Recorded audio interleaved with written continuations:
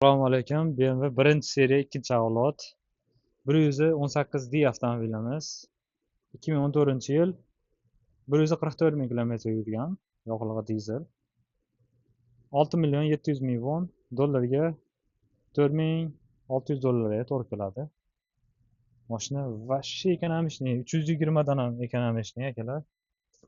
Bundan oldin narigi 320 turibdi, uni obzor qilgandim. Bunisi вообще ekonomичный, kichkinagina mashina. Balonlari ham normalniy. Mashinani расходi yo'q. 118D kapot bunaqasiga kichkinagina mana kuzovdan. Tikodan ozgina katta xolos.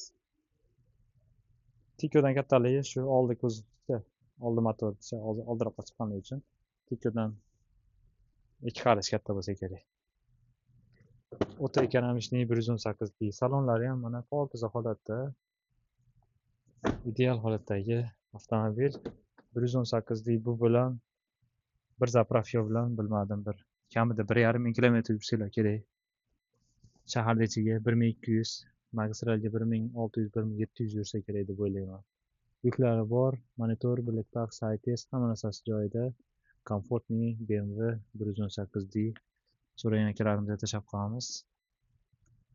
Ideal holatdagi avtomobil. Mashinaning garantiyasi bor, 1 oylik garantiya qilib beradi. Ideal holatda 144 ming atigi kilometr. 2014-yil 6.700.000 won. BMWning o'zlariga sekin tashlab qo'yamiz akalar.